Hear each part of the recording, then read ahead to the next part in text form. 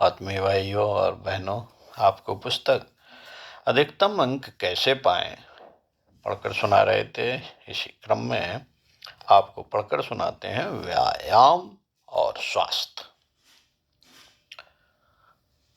साथियों, प्राणायाम आपके लिए अनिवार्य है। एक्सरसाइजेस एंड हेल्थ, जिसके लिए अनिवार्य है प्राणायाम। प्राणायाम आपके लिए अनिवार्य है। सुखपूर्वक पालथी मारकर बैठें, कमर सीधी, दोनों हाथों के अंगूठे और तर्जनी छुई रहे, शेष 3 अंगुलियां सीधी, हथेली ऊपर की ओर रहे, दोनों हाथ घुटनों पर रखें, आंखें बंद रखें। यह ज्ञान मुद्रा है। ज्ञान मुद्रा आपके लिए बहुत उपयोगी है। इस मुद्रा में बैठने से मन शीघ्र ही एकाग्र होने लगता है। इसी मुद्रा में बैठकर निम्नलिखित प्राणायाम करने चाहिए। कौन कौन से? नंबर 1, कपालभाति। कपालभाति में पेट को अंदर सिकोड़ते हुए सांस को झटके से बाहर निकालें। सांस लेने का प्रयास न करें। स्वतः थोड़ा श्वास अंदर आता है, उसे आने दें। पुनः श्वास झटके से बाहर निकालें और पेट को अंदर सिकोड़ें। प्रति सेकंड 1 बार की गति से 15 मिनट तक कर सकते हैं। नंबर 2, अनुलोम विलोम। अनुलोम विलोम के लिए दाहिने हाथ के अंगूठे और अनामिका से नाक पकड़ें। बाएं स्वर से श्वास अंदर लें, दाहिने स्वर से निकाल दें। पुनः दाहिने से अंदर लें, बाएं से निकाल दें। ऐसा 15 मिनट कर सकते हैं। नंबर 3, भस्त्रिका प्राणायाम। यह प्राणायाम आपके लिए सबसे अधिक उपयोगी है। भस्त्रिका प्राणायाम में ज्ञान मुद्रा में बैठकर कंधे ऊपर उठाते हुए गहरी श्वास भरें और कंधे नीचे करते हुए श्वास तेजी से निकालें।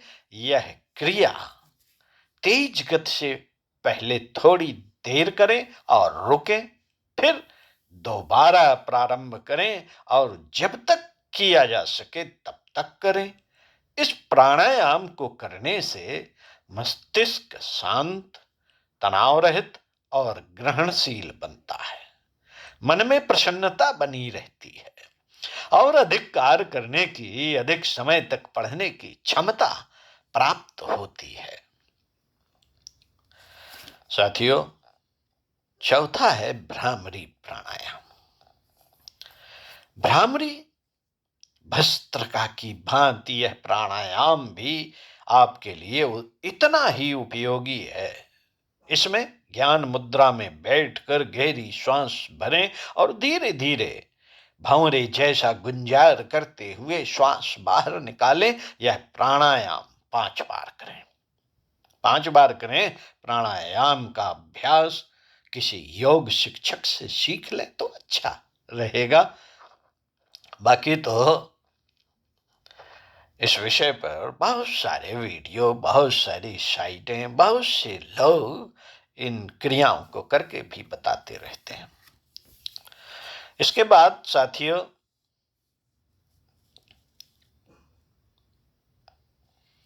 ये हो गया प्राणायाम। प्राणायाम के प्रकार। अब दूसरा है ध्यान। आपके लिए अत्यंत उपयोगी है। शांत होकर ज्ञान मुद्रा में बैठें, आंखें बंद रखें, दोनों भवों के मध्य स्थित आज्ञा चक्र का ध्यान करें। आज्ञा चक्र में श्वेत प्रकाश का ध्यान करें। कुछ दिनों में ध्यान करने से श्वेत प्रकाश का आभास स्पष्ट होने लगता है। आज्ञा चक्र का ध्यान आपकी बुद्धि स्मृति को बढ़ाने में अत्यंत उपयोगी है। आज्ञा चक्र के ध्यान के अतिरिक्त एकाग्रता की वृद्धि के लिए पिछले पृष्ठों में दिए गए प्रयोगों में त्राटक क्रिया का अभ्यास नियमित अवश्य करना चाहिए। तीसरा है, नंबर 3 है ध्यान के बाद, नंबर 3 प्रातः 3-4 किलोमीटर दौड़ना अथवा तेज गति से टहलना युवाओं का अच्छा व्यायाम है।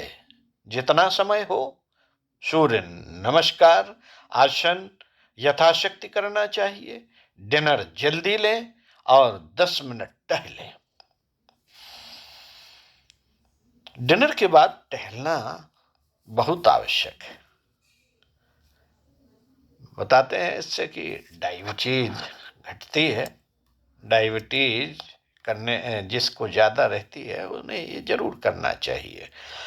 मित्रों, अब आता है नंबर 4, दिन में कई बार कुछ देर गहरी सांस लें।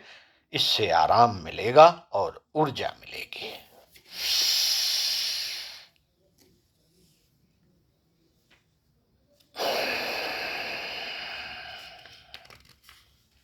साथियों, चिंता छोड़ें। चिंता से ऊर्जा का क्षरण होता है। प्यारा मधुर संगीत सुने और गुनगुनाएं। थकान दूर होगी, तरोताजा हो जाएंगे। मौन रहें। मौन से आंतरिक ऊर्जा और शांति प्राप्त होती है। सुबह कुछ घंटे मौन रहें। दिन भर कम से कम बोलें। बोलने से बहुत ऊर्जा का ह्रास होता है। साथियों, प्रतिदिन कम से कम 8-10 गिलास पानी बैठकर गिलास से घूट घूट करके मुंह से थोड़ा रोक कर पिए। नींद लाने के लिए ध्यान करें। नापसंद पुस्तकें पढ़ें। काले रंग का ध्यान करें। दूध पिएं, चाय कॉफी न पिएं। अधिक प्रोटीन वाला भोजन न करें। सोने का समय न बदलें। बत्ती बुझा दें, आंखें बंद करें। ऐसा करने से शीघ्र ही नींद आ जाएगी। स्मरण शक्ति बढ़ाने के समस्त उपायों में वीर्य रक्षा सबसे बड़ा महत्वपूर्ण उपाय है, क्योंकि ब्रह्मचर्य द्वारा ही मानसिक खुराक तैयार होती है। वीर ही स्मृति बनाता है। ब्रह्मचर्य स्मरण शक्ति की नींव को सींचने के समान है। मित्रों, स्वस्थ शरीर में ही स्वस्थ मस्तिष्क रहता है। अस्वस्थ शरीर पढ़ाई में बड़ा व्यवधान है। अतः स्वास्थ्य के नियमों का पालन करें और शरीर बलिष्ठ और निरोग रखें। मित्रों, प्रातःकाल सूर्योदय से पूर्व उठें और शौचादि से निवृत्त होकर शुद्ध वायु में टहलने या दौड़ने जाएं। पेट में कब्ज न होने दें। कब्ज होने के लिए सबसे आजकल जो चल रहा है प्रवचन वो ये है कि पेट में कब्ज ना हो तो सबसे एक सूत्र में आप बेसन से बनी हुई चीजें ना खाएं, मैदा से बनी हुई चीजें ना खाएं, तली भुनी बासी चीजें ना खाएं। पेट कब्ज नहीं होगी। पेट में कब्जे नहीं होगी, आंतों में नहीं चिपकेगा, क्योंकि मैदा और बेसन एकदम डायरेक्ट आंतों में जाके चिपक जाता है। बिना भूख के कुछ ना खाएं। हर ग्रास को दांतों से खूब बारीक चबा चबा कर पीस कर, बारीक से बारीक पीस कर निगलें। भोजन सादा, सात्विक, हल्का और पौष्टिक होना चाहिए। बाजारू मिठाई या चाट पकौड़ी न खाएं। अक्सर हम लोगों की जीभ मचलती है साथियों। तंबाकू, भांग, शराब आदि मादक द्रव्यों को सद्बुद्धि का शत्रु समझते हुए उनका कदापि सेवन ना करें। नित्य नियम पूर्वक व्यायाम और प्राणायाम अवश्य करें। शरीर, वस्त्र, मकान, पुस्तकें, मेज कुर्सी आदि की सफाई पर पूरा ध्यान रखें। गंदगी को पास भी न पटकने दें। स्वच्छता सुंदरता मन को प्रसन्नता प्रदान करती है। साथियों, अपनी योग्यता, क्षमता एवं शक्ति पर विश्वास रखें। अपने को तुच्छ, नाचीज, मूर्ख या अयोग्य कदापि न समझें। हर समय किसी ना किसी काम में लगे रहें, बेकार न बैठे, मुस्कुराहट और मन में प्रसन्नता रहे। द्वेष, दुराचार, छल, चोरी, क्रोध, कलह आदि मानसिक चोरों को अपने मस्तिष्क में न घुसने दें। नित्य ईश्वर की प्रार्थना करें। ईश्वर की प्रार्थना करें कि वह आपको सद्गुण और सद्बुद्धि प्रदान करें। जो कुछ मिला है उसके लिए ईश्वर का धन्यवाद करें। ईश्वर से कोई शिकायत न करें। गायत्री मंत्र का मौन मानसिक जप बुद्धि को बढ़ाता है। सदा सफल व्यक्तियों का सत्संग करें। आयुर्वेद में बुद्धि वर्धक और बुद्धिनाशक पदार्थों का विवेचन किया गया है। नंबर 1 ज्योतिषमती, नंबर 2 ब्राह्मी, नंबर 3 शंख पुष्पी, नंबर 4 मीठी बज, नंबर 5 अश्वगंधा। यह औषधियां बुद्धिवर्धक हैं। इनका चूर्ण सम मात्रा में मिलाकर प्रातः सायं जल, दूध अथवा शहद के साथ प्रयोग करते हैं। खाद्य पदार्थों में अनार, बथुआ का साग, जौ, सेंधा नमक, गाय का दूध, गाय का घी, माल कांगनी, वैगन, बादाम तथा अखरोट बुद्धिवर्धक हैं। गाय का घी रात्रि सोने से पहले नाक में डालें। गाय का घी रात्रि सोने से पहले नाक में डालें। इससे मस्तिष्क को अधिक प्राणवायु प्राप्त होती है और मस्तिष्क को अधिक ऊर्जा मिलने से उसकी सक्रियता बढ़ती है। साथियों, ब्रह्मचर्य के बारे में बताया गया था कि ब्रह्मचर्य रखें।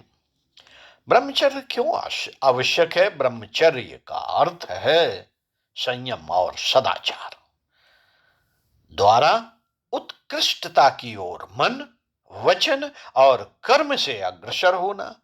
ब्रह्मचर्य का दूसरा अर्थ है जननेन्द्रिय का संयम। वस्तुतः ब्रह्मचर्य एक प्रकार का व्रत और तप है। ब्रह्मचर्य सबसे श्रेष्ठ तपश्चर्या है। ब्रह्मचर्य से बुद्धि प्रखर होती है, इंद्रियों की उछल कूद बंद होती है, स्मरण शक्ति तीव्र होती है, मनन शक्ति का विकास होता है, चित्त में एकाग्रता आती है, आत्मिक बल बढ़ता है, आत्मनिर्भरता, निर्भीकता और साहसिकता जैसे गुण स्वतः जागृत होने लगते हैं। विद्यार्थी जीवन से ही ब्रह्मचर्य पालन से शरीर दृढ़, मन पवित्र और आत्मा निर्मल होती चली जाती है, तेज बढ़ता है, उत्साह में वृद्धि होती है, स्वास्थ्य, आयु, तेज, विद्या एवं शक्ति, सामर्थ्य सब ब्रह्मचर्य पर ही आश्रित है। साथियों, अब आपको अगले वीडियो में मिलते हैं कुछ प्रतिभा संवर्धन के प्रयोगों के साथ। तो सुनते रहिए कुछ अच्छा और पढ़ते रहिए कुछ अच्छा। स्वस्थ रहिए, व्यस्त रहिए, मस्त रहिए और सदा मुस्कुराते रहिए।